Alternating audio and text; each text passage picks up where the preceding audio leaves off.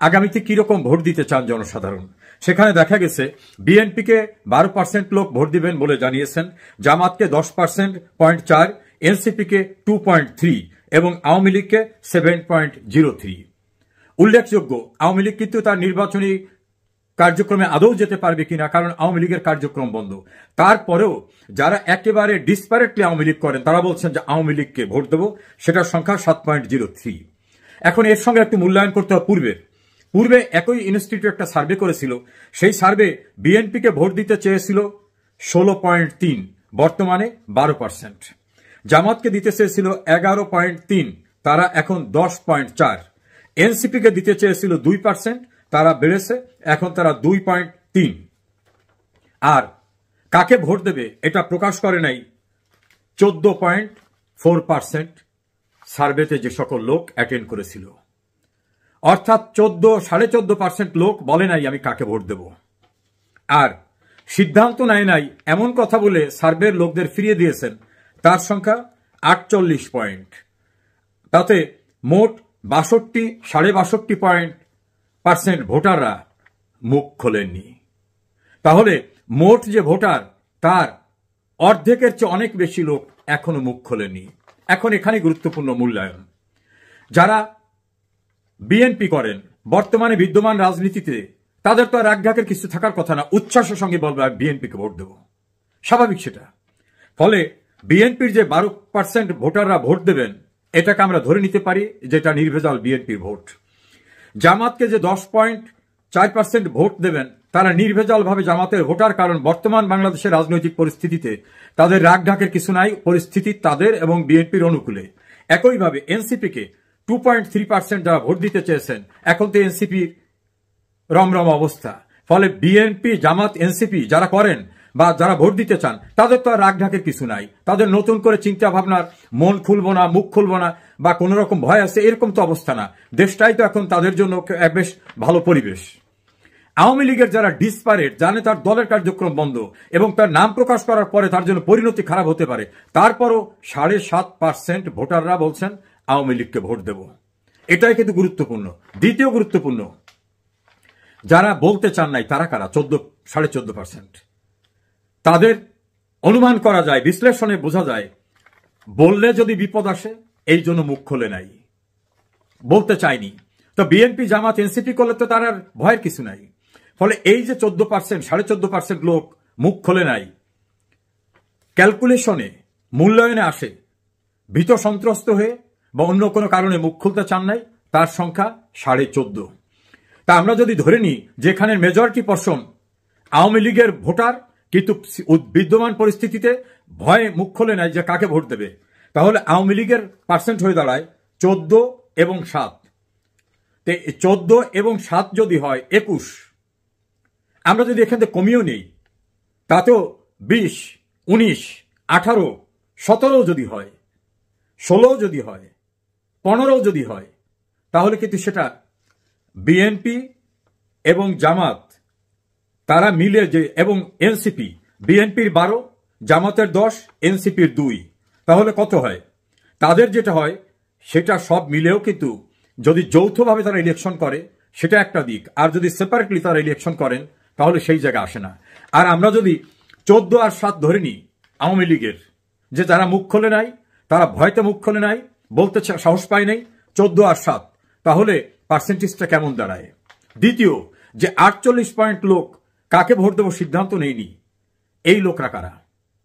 বাংলাদেশে বড় দল তো এই কটা যাদের কথা বললাম। তাহলে যারা বলছে সিদ্ধান্ত নেইনি তাদের মেজর সংখ্যক এমন হতে পারে যে আওয়ামী লীগকে তো ভোট দেওয়ার মতো অবস্থা নাই, বা আওয়ামী লীগের জোটবদ্ধ যে রাজনৈতিক অ্যালায়েন্স তারা তো আদৌ নির্বাচন করতে পারবে কিনা, এই জন্য তারা এখনো সিদ্ধান্ত নেয়নি। আর যদি আর একটা দিকে দেখি, এই 48% লোক বাংলাদেশে এখন আওয়ামী লীগের নাম উচ্চারণ করলে বা আওয়ামী লীগের অ্যালায়েন্সের নাম উচ্চারণ করলে তাদের ফেসিবাদের তকমা দিয়ে লুটপাট করা, মারধর করা, ভয়ঙ্কর অবস্থা করে তাদের জেলে পাঠানো হয়। ফলে ধরে নেওয়া হচ্ছে এবং স্বাভাবিক মূল্যায়ন সেটা আসে যে এই 48%-এর ভিতরে বিএনপি, জামাত, এনসিপি থাকলে তারা রাগ ঢাক রাখতো না। 16 বছর আওয়ামী লীগের শাসনামল ছিল, এখন তারা কেন বলবে সিদ্ধান্ত নেয়নি? তা তো সিদ্ধান্ত নিয়েই রাখা লোক। ফলে এজ এ হোল যদি চিন্তা করা হয় তাহলে 62% লোক যারা মতামত দেয়নি, 14 মুখ খোলে নাই কাকে দেব, আর 48 বলে সিদ্ধান্ত নেয়নি, এর মেজর পোর্শন যদি আওয়ামী লীগ বা তার অ্যালায়েন্স ইলেকশন করার সুযোগ পায়, সেই ক্ষেত্রে তারা সেদিকে ভোট দিতে পারে। দ্বিতীয় একটা বিষয়, 32 নম্বরের ঘটনাকে ঘিরে ঢাকার 2টি পত্রিকা এবং একটি গুরুত্বপূর্ণ এনজিও এবং আরেকটি সহ এনজিও তারা সার্ভেতে গেছিলেন।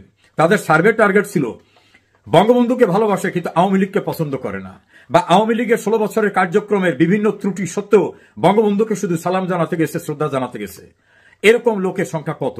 তারা সেটা দেখিয়ে মূল্যায়ন করতে চেয়েছিল আওয়ামী লীগ অপছন্দ কিন্তু বঙ্গবন্ধু পছন্দ।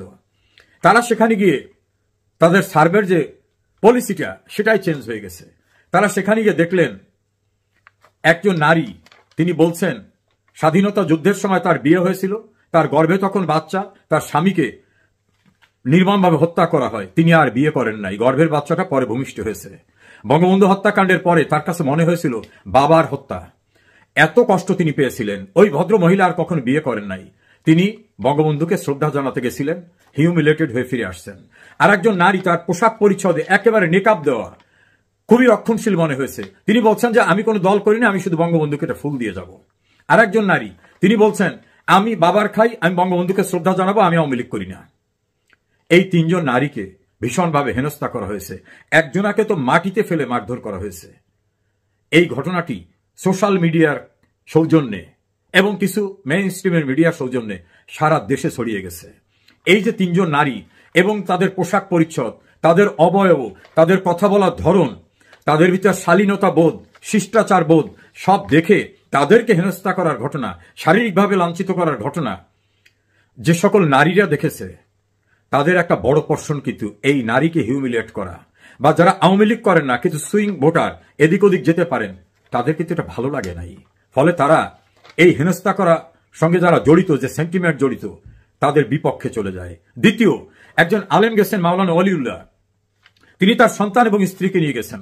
তিনি বলছেন যে আমি একজন আলেম, আমি মাদ্রাসায় পড়াই, একটা দোকানে চাকরি করি, এই দেশটা ব্রিটিশরা দখল করছিল, পশ্চিমারা দখল করছিল, আমি কোন দল করি না, আমি বঙ্গবন্ধুকে একটু শ্রদ্ধা জানাই যাব। সেই আলেমকে হেনস্থা করা হয়েছে।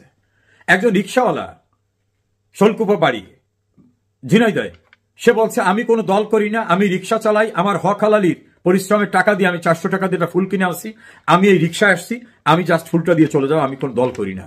এই রিক্সাওয়ালা তো এমপি, মন্ত্রী, উপজেলা চেয়ারম্যান কিছু হইতে চায় না, এবং স্বীকৃত সেই রিক্সাওয়ালা। সেই রিক্সাওয়ালাকে বেদমভাবে মারধর করা হচ্ছে। সে চিৎকার করে বলছে আমার বঙ্গবন্ধু, আমার জয় বাংলা। এক পর্যায়ে সে বলছে আমার রিক্সা, আমার রিক্সা। অর্থাৎ তার রিক্সাটা তার জীবন জীবিকা অর্জনের, তার অবলম্বনটা রিক্সা। হয়তো এই রিক্সাটা তার মালিকের, পৌঁছে না দিলে ওর উপর সাজাটা আসবে। তা তো দেওয়া হয়নি, রিক্সাটাকে দুমড়ে মুষড়ে শেষ করে দিয়ে তার ফুলটাকে ফেলে পাড়ানো এবং তাকে মারধর করে পুলিশে দেওয়া, আর পুলিশ তাকে হত্যা চেষ্টার মামলায় কোর্টে পাঠিয়েছে, ম্যাজিস্ট্রেট সাহেব তাকে জেলে পাঠিয়েছেন। ফুল নিয়ে যাওয়া মানুষটা নাকি হত্যা করতে গেছে। ফুল যার হাতে লক্ষ লক্ষ মানুষ দেখলেন, তিনি নাকি হত্যা করতে গেছেন।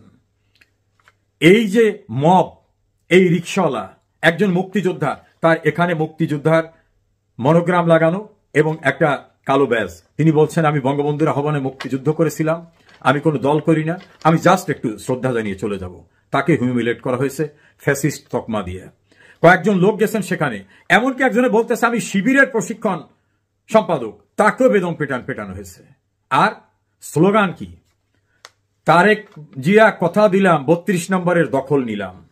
তারেক জিয়া কথা দিলাম 32 নম্বরের দখল নিলাম। তো 32 নম্বরটা কি? 32 নম্বরে বঙ্গবন্ধু ভবন, এটার মালিক তো শেখ হাসিনারা, এখন তো এটার মালিক বঙ্গবন্ধু মেমোরিয়াল ট্রাস্ট। এটা দখল নেবেন?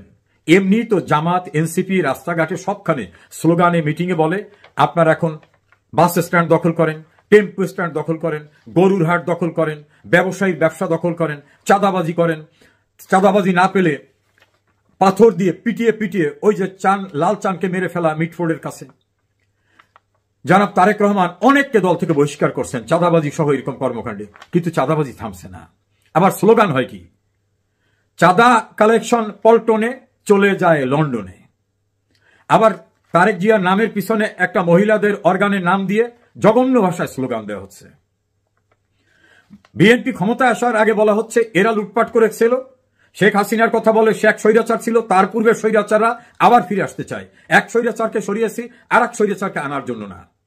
ফলে সারাদিন তারেক জিয়ার, খালেদা জিয়ার, বিএনপির লুটপাট, চাঁদাবাজি, অতীতের কর্মকাণ্ড নিয়ে ভয়ঙ্করভাবে ক্যাম্পিং করছে জামাত এবং এনসিপি, এবং অশ্লীল ভাষায়, অশ্রাব্য ভাষায় বেগম খালেদা জিয়াকে নিয়েও, যে আমরা আন্দোলন করছি এক স্বৈরাচারকে সরিয়ে আর এক স্বৈরাচারকে আনার জন্য না। এইভাবে চরম ইমেজ সংকট থাকা পরিস্থিতি বুঝে দল থেকে অনেককে বহিষ্কার করার পর তারেক জিয়া কন্ট্রোল করতে পারছেন না। আর তেমন একটি সময় 32 নম্বরের মতো জায়গায় মাইক দিয়ে বলা হচ্ছে, তারেক জিয়া কথা দিলাম 32 নম্বরের দখল নিলাম। এই সুযোগে বিএনপির এন্ট্রি, যারা আওয়ামী লীগ না, তারা বলছে সারা বাংলাদেশের গরুর হাট, ব্যবসা বাণিজ্য, মানুষের বাড়িঘর দখল নিয়েছো, এখন 32 নম্বর দখল নিয়েছো, তোমরা যে দখলবাজ এটা তোমরা পাবলিকলি প্রচার করেছো। এই ঘটনাগুলি সোশ্যাল মিডিয়ায়, মেইন স্ট্রিম মিডিয়ার মাধ্যমে সারা দেশে ছড়িয়ে গেছে।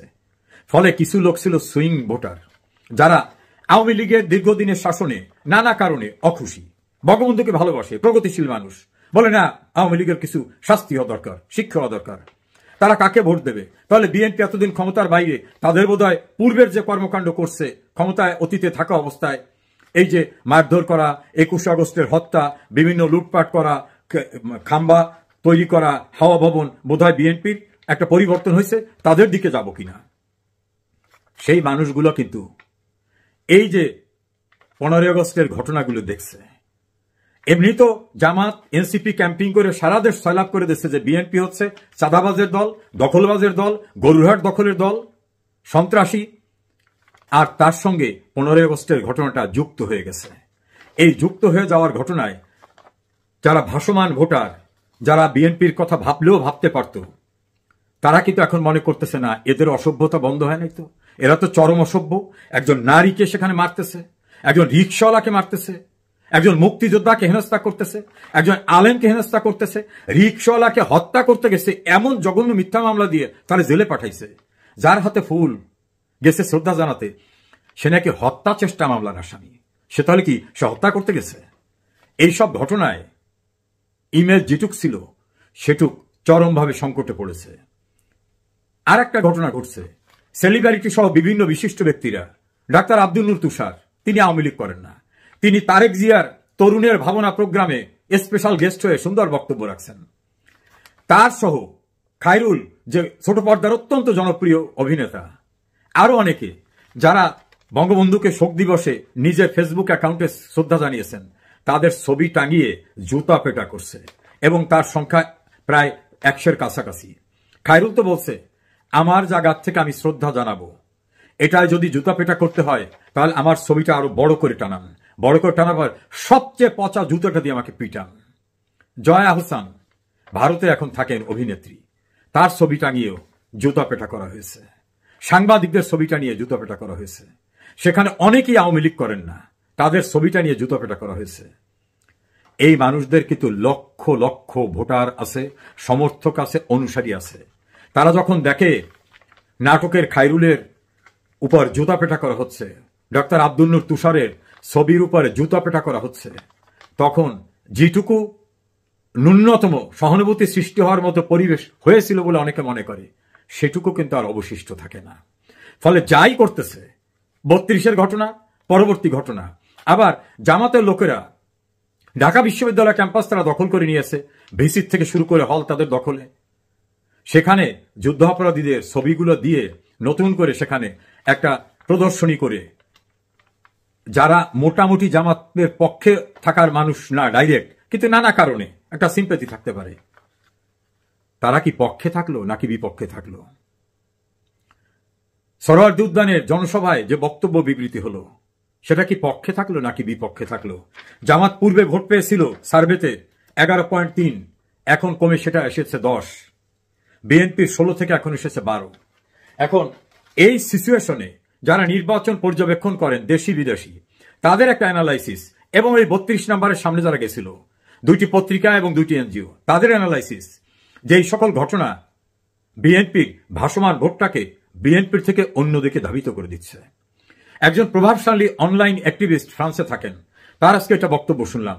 তিনি বলছেন বিএনপি ক্ষমতায় যেতে পারবে না, জামাত পারবে না, এনসিপি তো প্রশ্নই ওঠে না, নতুন একটি সরকার হবে, নতুন ব্যক্তিরা ক্যান্ডিডেট হবে। তিনি হয়তো সার্ভেটা দেখেছেন, তবে তার মূল্যায়ন আর আমার মূল্যায়নটা একটু ভিন্ন। আমার মনে হয়েছে আওয়ামী লীগের দীর্ঘদিনের শাসনে দেশ যেমন ডেভেলপমেন্ট হয়েছে, কোনো কোনো ক্ষেত্রে কেউ কেউ কষ্টও পেয়েছেন। সেই মানুষগুলো এই এক বছরে যা দেখছেন তাতে দেখছেন যে এর চেয়ে আওয়ামী লীগ 1000 গুণে ভালো ছিল। অন্তত বাংলাদেশ অর্থনৈতিক প্রবৃদ্ধিতে শেখ হাসিনার সময় 7.5 ছিল, এখন বিশ্বব্যাংক বলছে 3-এ এসে নামছে। শেখ হাসিনার সময় 116টি সামাজিক প্রতিরক্ষা খাত তৈরি করা হয়েছিল, সোশ্যাল সেফটি নেটওয়ার্ক। বিধবা, বয়স্ক, পঙ্গু সবাইকে সাহায্য দেওয়া হতো, সেগুলো বন্ধ হয়ে যাচ্ছে। শেখ হাসিনার সময় কর্মসংস্থান হচ্ছিল। এখন দেবপ্রিয় ভট্টাচার্য বিশ্বব্যাংকের রেফারেন্স দিয়ে বললেন 28 লক্ষ মানুষ বেকার হয়ে গেছে নতুন করে, এর ভিতর 17 লক্ষ নারী। আর বিদেশ থেকে যে টাকা আসতো জনশক্তি রপ্তানি এবং তৈরি পোশাক, 2 খাতে এখন মুখ থুবড়ে পড়েছে। 149টা শিল্প কলকারখানা বন্ধ হয়ে গেছে। বেকাররা এখন রাস্তায় ছিনতাই করতেছে। গার্মেন্টসের কয়েকটি মেয়ে নাম প্রকাশ না করার শর্তে পত্রিকাকে বলছে যে আমরা অনৈতিক কাজে এখন যুক্ত হচ্ছি, কারণ আমাদের চলতে তো হবে, আমরা যাব কোথায়। গোটা বাংলাদেশে যারা শেখ হাসিনা সরকারের তীব্র সমালোচক, গণমাধ্যমে সাংবাদিক নেতা এম এ আজিজ, মাসুদ কামাল, মঞ্জুল ইসলাম পান্না, জিল্লুর রহমান এবং আরো অনেকে, আনিস আলমগীর, তারা তীব্র আওয়ামী লীগের বিরোধী। এমনকি সাম্প্রতিক সময়ে মোস্তফা ফিরোজ, তাদের বক্তব্য শুনলে বোঝা যায় যে তারা বলছে যে শেখ হাসিনাকে তাড়াতে যে তো কি ভয়ঙ্কর ঘটনা ঘটাইছি, এর চেয়ে তো শেখ হাসিনা ভালো ছিল। তাদেরকেও এখন স্বৈরাচারের বা ফ্যাসিস্টের তকমা দিতে চাচ্ছে। এখন এই সিচুয়েশনে আওয়ামী লীগের পক্ষে মানুষের একটা ভয়ঙ্কর, অপরিবর্তনীয়, অকল্পনীয় একটা পরিবর্তন এসেছে। তারা মনে করে এই সরকার কিছুই করতে পারে নাই, এর চেয়ে আওয়ামী লীগ অন্তত দেশটাকে ডেভেলপ করছিল, অর্থনৈতিক উন্নয়ন, কর্মসংস্থার উন্নয়ন, মানুষের অন্ন, বস্ত্র, বাসস্থান, চিকিৎসা, গরিব মানুষের ব্যবস্থা করেছিল। আওয়ামী লীগের জন্য ফসল উৎপাদিত হয়েছে। এখন আওয়ামী লীগ এই ফসল তার নৌকায় তুলতে পারবে কিনা? আওয়ামী লীগ কি পারবে মুক্তিযুদ্ধের সকল সপক্ষ শক্তিকে একত্রিত করে একটা জোট করে প্রমাণ করতে যে এই দেশ স্বাধীনতা বিরোধীর না, এই দেশ সাম্প্রদায়িক শক্তির না? আমাদের অতীতে যে ভুল ত্রুটি হয়েছে, আমরা সবাই মিলে যেমন মুক্তিযুদ্ধ করে স্বাধীনতা এনেছিলাম, আবার সবাই মিলে মুক্তিযুদ্ধের বাংলাদেশটাকে রক্ষা করব। এভাবে আওয়ামী লীগ কি প্রস্তুত? আওয়ামী লীগের সঙ্গে কি মুক্তিযুদ্ধের অন্যান্য দল, তারা কি বুঝতে পেরেছে যে আওয়ামী লীগ না থাকলে, মুক্তিযুদ্ধের প্রধান শক্তি না থাকলে তারাও আর কোথাও মুখ খুলতে সাহস পায় না? এখন সকলকে ঐক্যবদ্ধ করে যদি আওয়ামী লীগ তার সাংগঠনিক শক্তি সকলকে নিয়ে, মুক্তিযুদ্ধের পক্ষে সকলকে নিয়ে রেডি করতে পারে, তাহলে এই যে ফসল প্রস্তুত হয়ে আছে, এই ফসল তাদের নৌকায় উঠলে আবার অসাম্প্রদায়িক বাংলাদেশ, মুক্তিযুদ্ধের চেতনার বাংলাদেশ, সমৃদ্ধ বাংলাদেশ, এগিয়ে যাওয়ার বাংলাদেশ কায়েম হবে। অন্যথায় বাংলাদেশ যে বিপন্ন অবস্থার ভিতর পড়েছে, ডক্টর ইউনূস বাংলাদেশকে যত পিছনে নিয়ে গেছেন, একেবারে ধ্বংসের খাদের কানায় নিয়ে যাওয়ার মতো অবস্থাটায় বাংলাদেশ অস্তিত্ব বিপন্ন হতে পারে। কারণ সার্বভৌমত্ব বিপন্ন হতে পারে, সেনাপ্রধানই বলছিলেন। ইউনূস বলছেন যুদ্ধ পরিস্থিতির ভিতরে আছি। ইউনূসের ক্যাবিনেটের অনেকেই বলছেন মানচিত্র নতুন করে লেখা লাগতে পারে। ইউনূসের এক উপদেষ্টা তো বলছেন গৃহযুদ্ধ হতে পারে। ফলে উত্তরণের জন্য মুক্তিযুদ্ধের পক্ষের শক্তি যদি ঐক্যবদ্ধ হতে পারেন, তাহলে মানুষের এখন যে স্পৃহা, মানুষের যে সেন্টিমেন্ট, সেই সেন্টিমেন্টের ফসল আপনারা নিতে পারবেন।